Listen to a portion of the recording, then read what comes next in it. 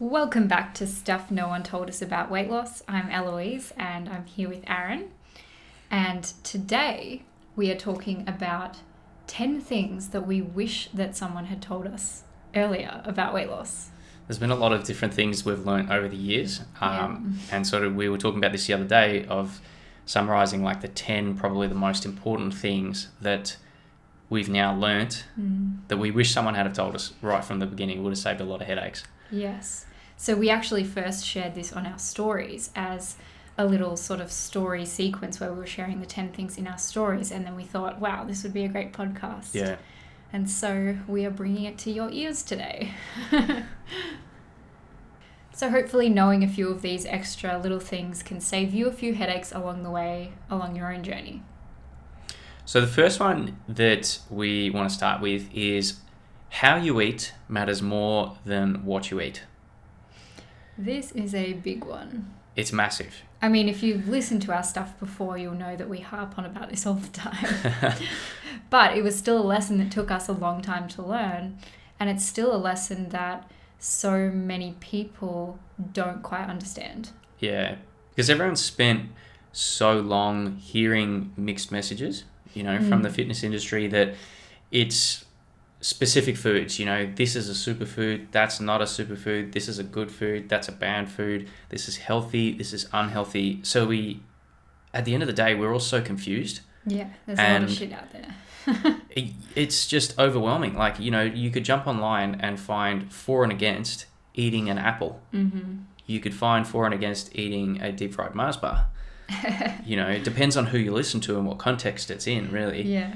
But at the end of the day, it's really taking us away from what's actually important. Yeah, which is the way that you're eating and listening to your body to learn how much you should be eating versus looking at a meal plan or some outside prescribed list of what you should be doing versus listening to your body. And so one of the big things there that we've learned is eating slowly. Yeah.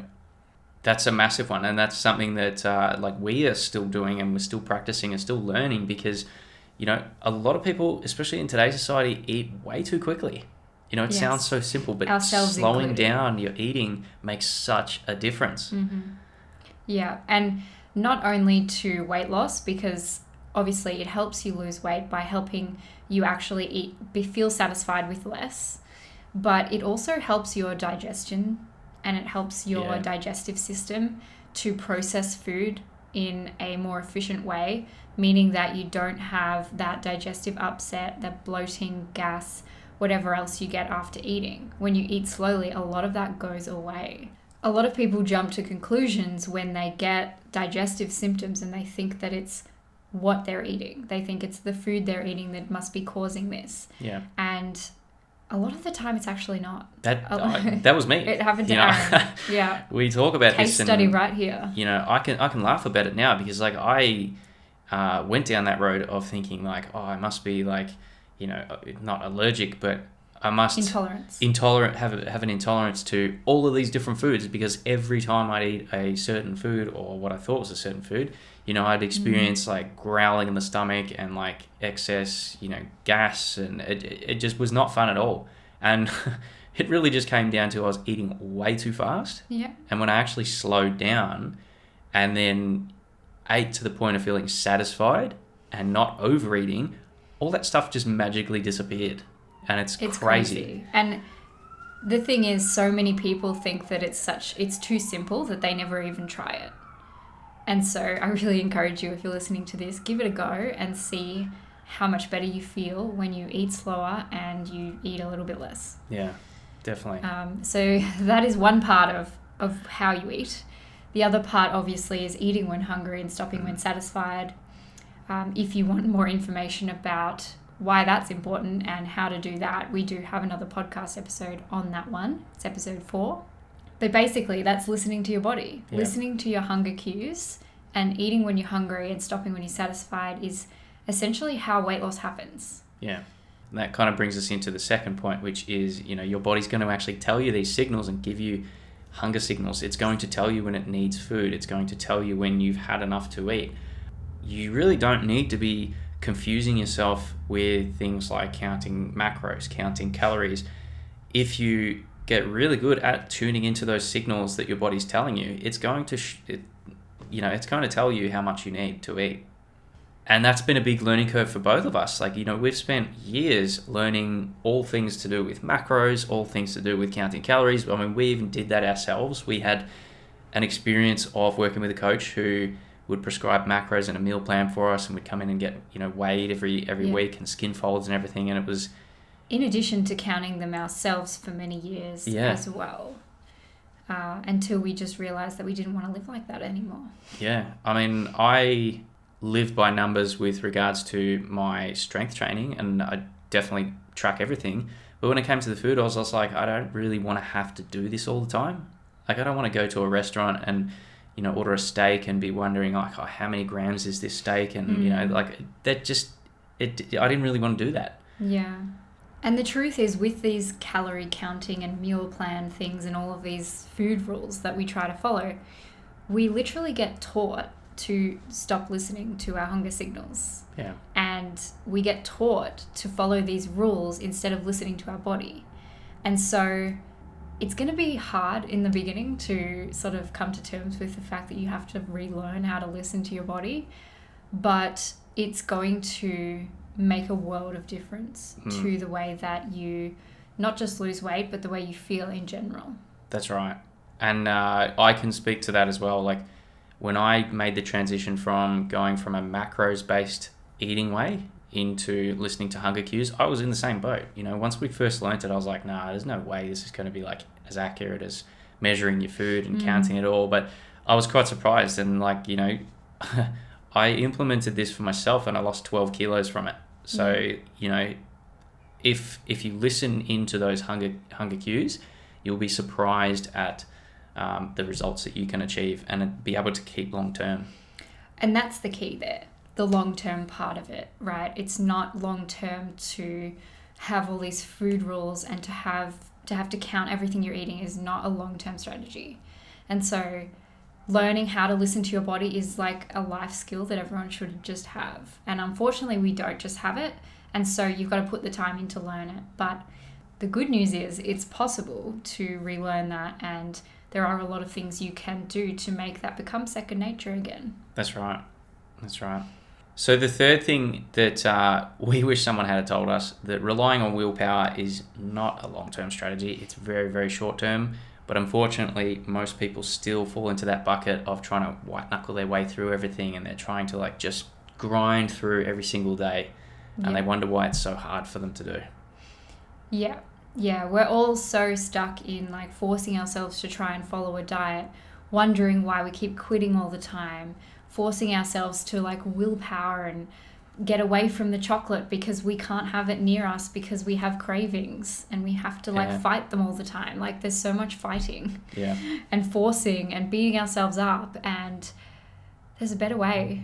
And the better way is learning how to actually work through and find ways that you enjoy without having to force yourself to do the shit that you don't enjoy. That's right. And to get a better understanding about how and why willpower is really not a great strategy long term, go back and listen to the episode that we did. I think it was episode 1, where we talk about the elephant and the rider as a concept. And understanding that concept will make a lot more sense to you as to why that is the case. And you relying on willpower is a surefire way to end up quitting and to let your subconscious brain take over and just run rampant. So that's a really important one. And if you want a deeper dive, definitely go and listen to that episode.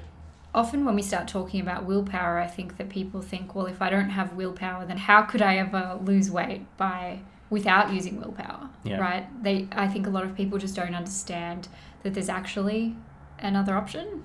I mean, we didn't understand that for so many years working in the industry. Yeah. And so if you're feeling like, well, there's no other way, I'm not sure how this works, like, that's okay, and that's normal because of how we've been conditioned as a society to view weight loss as this thing that is like a battle that we have to constantly be fighting if we want to ever reach our goals. And that's just not true.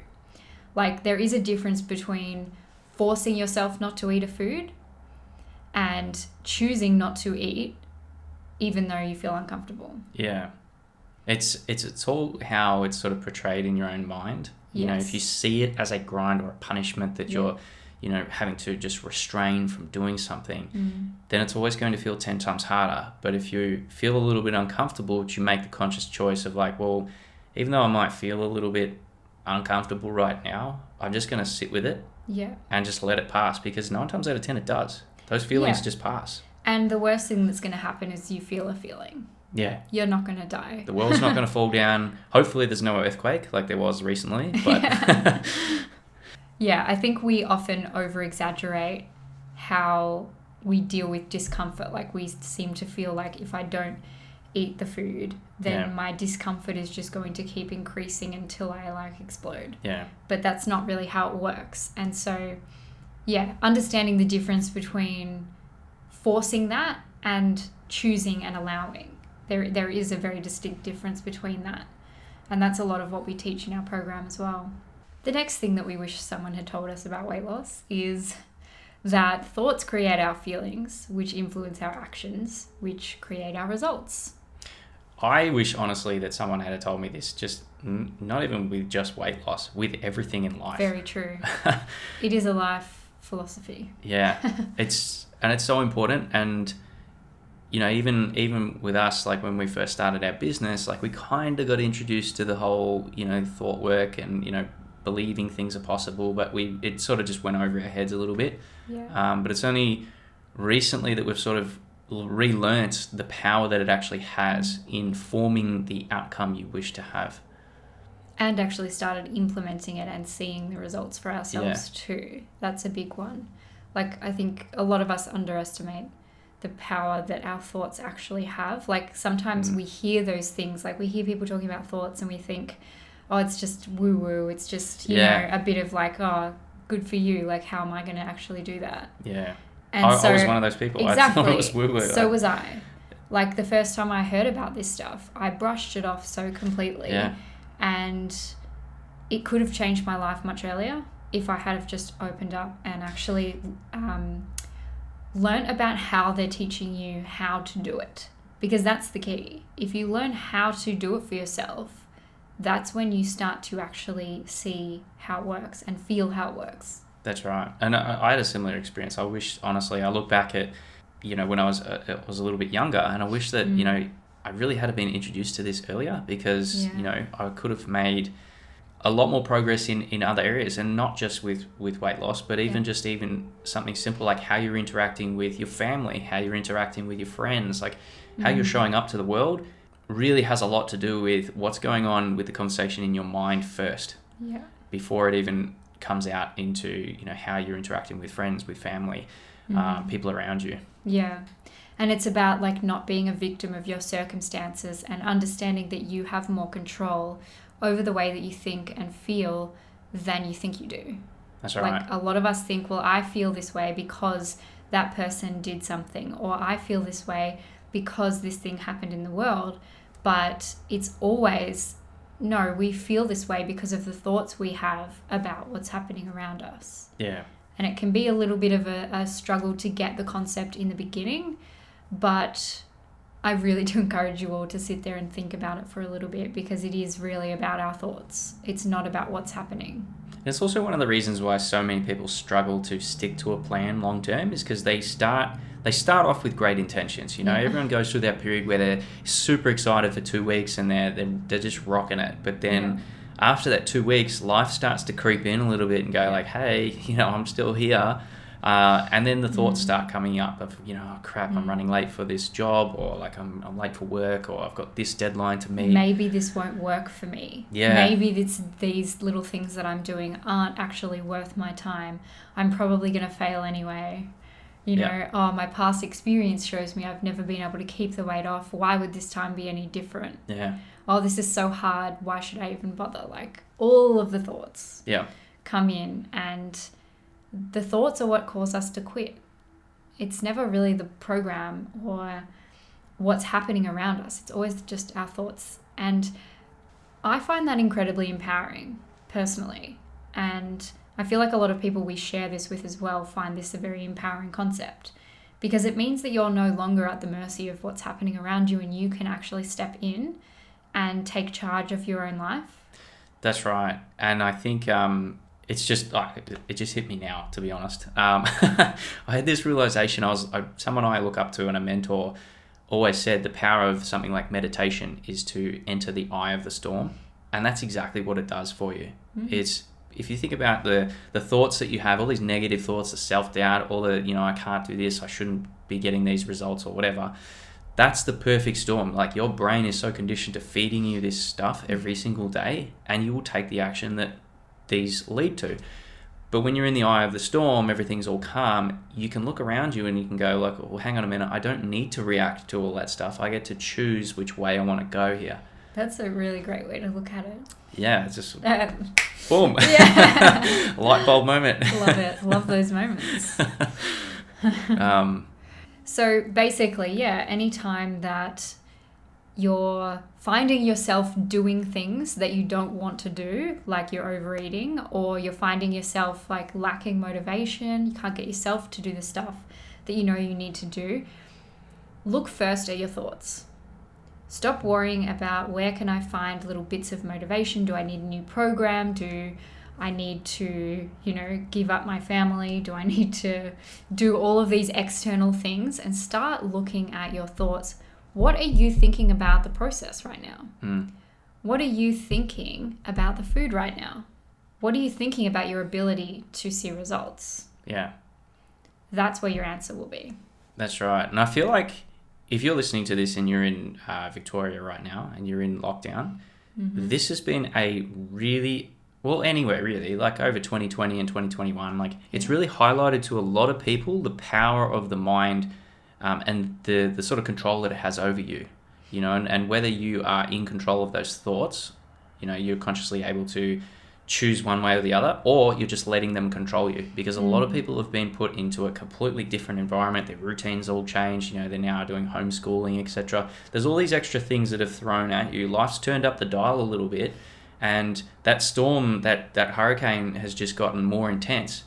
If you're just kind of reacting, you're just throwing yourself into the wind, and you're just letting the storm take you wherever it wants to go. But if you're able to change that, no matter what's going on around you, and refocus in, you'll find that, as we said, you're able to stick to things a lot longer. You're able to actually see that, hey, I'm in control of a lot more than what I first thought. If I'm feeling not as motivated, what am I actually thinking? Like, am I comparing myself to other people? Like, I do this myself. Yeah. Me too. I find myself, like, to be honest, like, I go on Instagram and I see friends of mine who might be training, and I'll be like, I wish I was doing that right now. That's not helpful. The thoughts I have about it, comparing myself to them, I'm like, it's just a different circumstance. Like, what can I do right now? So it's reframing that in a more positive way. Number 5 thing that we wish someone had told us is that people who already have the results are no different to you. They're not special. They're not, gifted in any way. They just have built better habits and they think better thoughts. That's it. Yeah. This is a big one that I've worked with over the years, because for most of my life, I thought that other people just had things that I didn't have, or they, or I had it harder than XYZ person, or, especially when it comes to losing weight and going on a fitness journey or whatever it is, I always would get stuck in this thing of like, why is it harder for me? Why are they making it look so easy? What are they doing? And I would always be looking for like, oh, what are they doing that I can now do to hopefully then get the same results? And then when I wouldn't get the results that they got, I would then blame myself for being like broken or having something wrong with me because like they got the results. Yeah. We end up going into a self-destructing spiral. And exactly. It really those thoughts aren't helping you. It doesn't help you. Those thoughts were never helping me, but I never realized that those people aren't different or special. They just built the habits that I hadn't built, and they were thinking thoughts that were serving them, whereas I was thinking thoughts that were just bashing myself up and constantly telling myself why I couldn't do it. Yeah. And the simple fact is, all of us can do that. All of us can get the results, and all of us can change our thoughts. We can change our behaviors. But the other side of that coin is most won't. Most people will just brush the idea off and go, well, you know what? I don't want to do that. I don't want to spend time doing it. Yeah. And they end up by default then being a victim of their circumstances. As Eloise was mentioning before, like comparing themselves to other people and thinking they're broken, and that they go down that road of thinking that there's something fundamentally wrong with them. Yeah. And it's not. Yeah. Most people won't do this work, and it's not always a conscious thing of, well, I'm not going to do this. Sometimes it's just that you've never heard of it before, because that was certainly the case for us. Right? It took us so many years of doing shit before we eventually learned this. And so that may be the same for you. And I just want to encourage you that if you are just hearing about this now, like, take this as an opportunity to actually dive into this stuff and learn how you can build better habits and how you can work on your thoughts so that you can create the results that you want, because the results are out there waiting for you to take them. Yeah. It's not about what people have or what they don't have, but it's about what they do with the circumstances they've been given. Yeah. And so that, to me, is the one thing that changed it for me, was like, okay, how can I step in and start to admit what I've been doing, admit that I've been playing the victim, admit that I've been ignoring the work that I need to do and trying to get results in some other roundabout way to avoid doing the real work. When I stopped doing that shit and I started going, okay, I'm going to commit to the real work, that is when I started seeing results. Yeah, and I think a lot of people fall into that trap of trying to do it really fast. We get really impatient, and we don't actually allow ourselves the time to do the real work that we really need to be doing. Exactly. Right. And that's the most frustrating thing, and like we fall into this in different categories as well, is realizing later on that if you had have spent the time earlier, you would be much further ahead. But it's like that saying goes, when's the best time to plant a tree was, 100 years ago. The second best time to do it is now. Yeah. And it's exactly the same thing. Like, you want to just open your mind to the possibility that you can get the results. You just need to be willing to do that work. Spend the time doing it. And it comes back to those thoughts again, like, instead of asking yourself, why isn't it working? Or what if it doesn't work? Start asking yourself, what if it does work? Yeah. What if I actually get the results? And what's going to happen? Yeah. And then how can I make it work? Because there's always a way, but usually we're not looking for it. We're just stuck in the negativity spiral, which doesn't get you results. So that's it for part 1. We decided to split this episode into a couple of parts just so that it wasn't getting way too long. So stay tuned for the next episode, which will be part 2 in the second half of the 10 things that we wish someone had told us earlier. Thanks so much for listening, guys, and we'll see you in part 2.